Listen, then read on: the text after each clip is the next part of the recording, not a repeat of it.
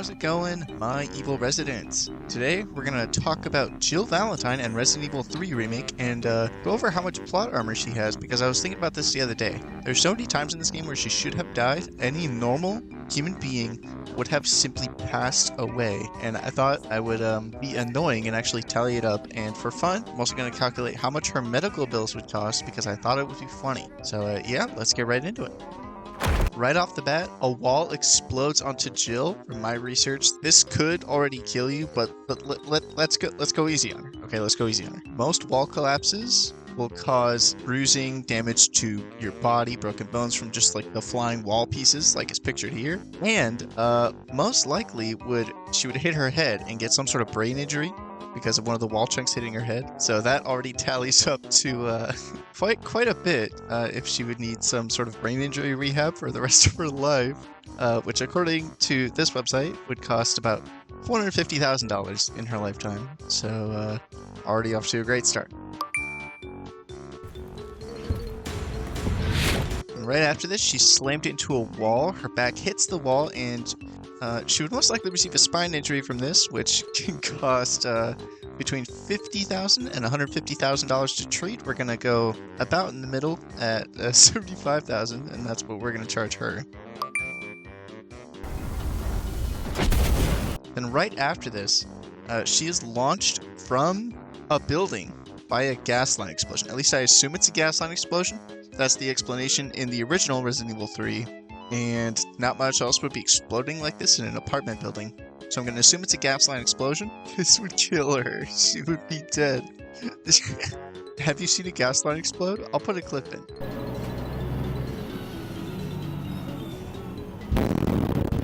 Since you can't really charge medical expenses for dying on the spot, every time she just is confirmed to have died, I'm just going to charge funeral expenses, which I will just put in an average price of $7,000.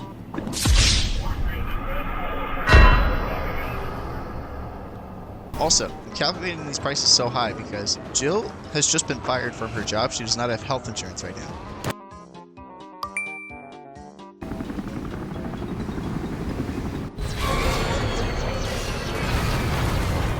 So, for this injury, I charged a little bit less because it's not a gas line explosion, but a helicopter does explode right in front of her and launches her backwards into a car, which she hits her spine on, which would most likely injure her spine again, and she just got launched by an explosive shockwave. So, I'm gonna assume that this would also kill her.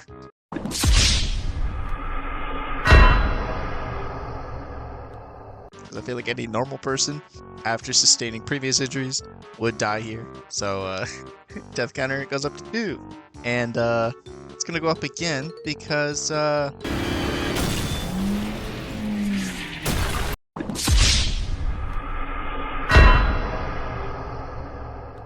the average lethal fall is 48 feet. This is a 5-story building, which means it's likely about 60 feet tall. And she's in a car. Jill goes uninjured for a little while until she's fighting the Drain Demos, which, if you don't know, are mutated fleas, at least according to the wiki. Don't know what the T-Virus did to these fleas. Clearly, like, lays, like, weird eggs inside Jill. I'm not showing this, by the way. I refuse to put footage of this cutscene on YouTube. I'm not doing that. No. If you want to see that, there's other websites for that. I don't know how to charge for this. I felt weird not listing it in this because she's infected with an unknown parasite from mutated fleas. That feels important, but I also have no idea how to go about Googling that. So, and I think right here is a good time to discuss, would Nemesis punching Jill kill her on the spot? And I'm gonna argue yes, because he's able to, one, like, rip concrete pieces off of buildings, walk through walls, punch through walls, jump really high. He's got those tentacle things. So I think if you have the amount of force to demolish a brick wall and a sizable piece of a brick wall with one punch, you could easily kill a human being with one punch. I was going to tally 1 death for the whole thing for a Nemesis Punch here and leave it at that, because I feel like if we tallied every time I got punched in this playthrough, she would have like 4 deaths, but that's going to fluctuate between playthroughs, so I'm just going to add 1 Nemesis Punch per playthrough.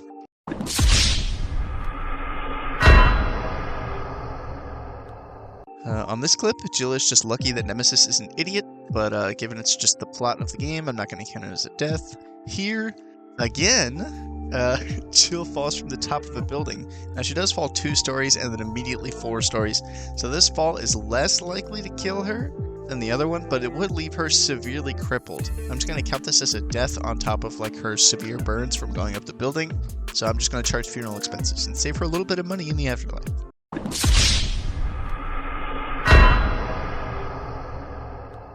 Here again, we have Jill being lucky that Nemesis is literally just an idiot. And right here, this should be another death, okay?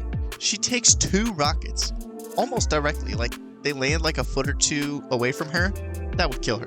That would kill anyone. They're rockets. They are rocket-propelled explosives. They would kill Jill, okay? That's it. What else do I have to say about that? I'm charging funeral expenses.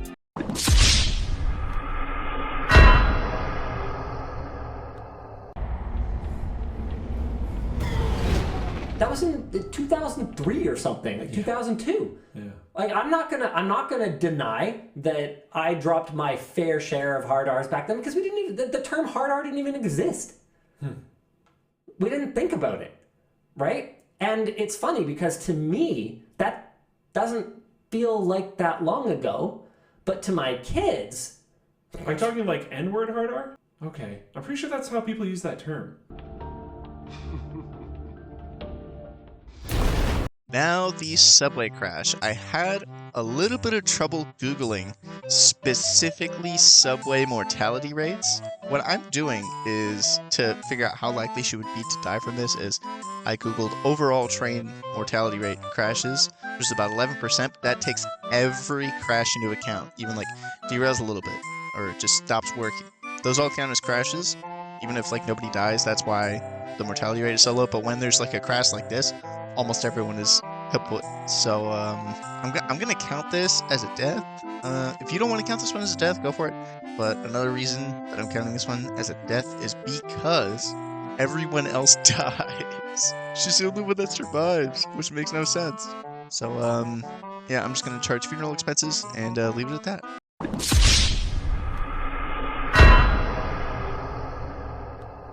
Here, after fighting Nemesis in front of the clock tower, which pains me every time I do this boss fight, Jill is infected with an unknown strain of the T-virus most doctors could not treat. And I was originally going to charge for this, but I realized she literally gets treated for it later in the game for free by Carlos, so we're actually not going to charge her for this. However, even if that T-virus infection didn't kill her, she is left unconscious, unattended for 12 hours in an apocalypse.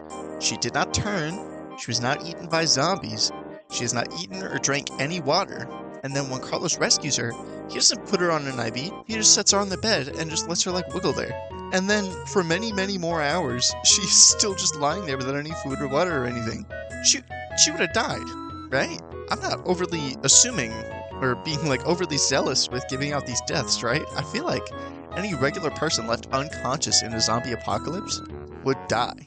12 hours? That's insane. No. she should have died. That's all I'm gonna say about that.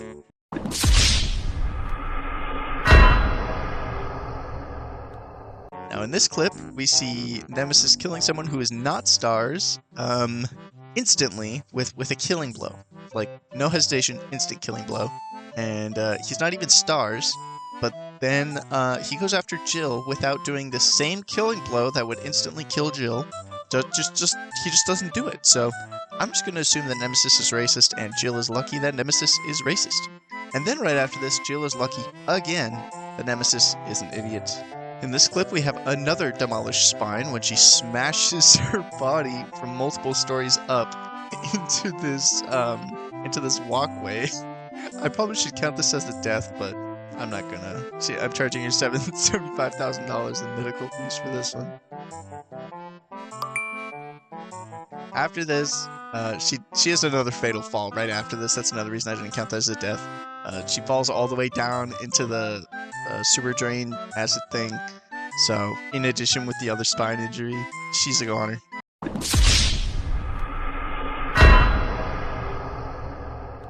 there wasn't anything specific to tally in the Nemesis fight here that wouldn't count, like, as any specific injury or death, since it's like gameplay. It's hard to calculate because everyone's gameplay experience is going to be different. But I'm sure if this Nemesis whacked her, it would be as lethal as normal Nemesis punching her. So if you want to counter death here, you can. I'm not going to. I would like to note, I did calculate if this thing is made out of steel, how much approximately it would weigh.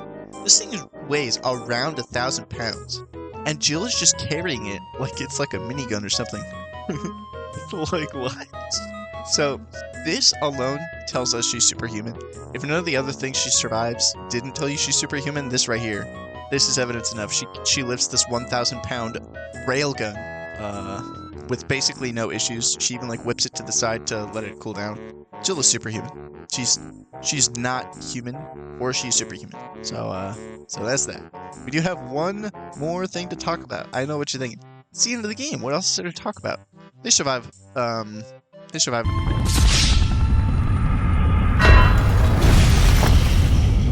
A nuclear blast from just a few miles away. Just a couple miles. You know what the safe distance from a nuclear explosion is? 50. They are not 50 miles away from this nuclear bomb. I am gonna add lower funeral costs because the body would be unrecoverable. So her family's gonna save some money. I'm only charging $2,500. With everything added up, all of those injuries, all those funeral expenses, that totals up to about $1.2 million in medical and funeral fees, and 10 would-be deaths if she was indeed a human being. So it's safe to say Cheel in Resident Evil 3 Remake has a little bit of plot armor, just a little bit. Just when I started this, I didn't think it would be this many. I thought it would be like 4 or 5, and I would be mostly counting injuries. But upon researching it, most of the injuries she sustains in this game would just straight up be fatal. So yeah, I mean that's gonna do it for the video. I mean, she should have died like 10 times in this game. I think that's pretty evident that she has some pretty hefty plot armor. She's got the netherite plot armor on in this game. And yeah, I mean, that's gonna do it for this video. If you want me to calculate any of this stuff in any other Resident Evil games for any other characters, I know someone already asked if I could do Leon. I could do Leon, but let me know which game you want to see me do, and what are the games, what are the characters. Totally open to bringing this again as a series. It was really fun to do, and it was really funny to realize, like, oh, that would kill a person. That's cool. Yeah, that's gonna do it for the video. If you liked it, drop a like. If you disliked it, hit the subscribe button. And if you're tired of my horrible microphone, I do have channel memberships up on the channel, starting at 99 cents. Obviously, if you support the video any regular way, even if you just watched the video, clicked on the video and clicked off, still appreciate you just for taking the time to check out the channel. Thank you very much for watching, and yeah, stay evil, my residents.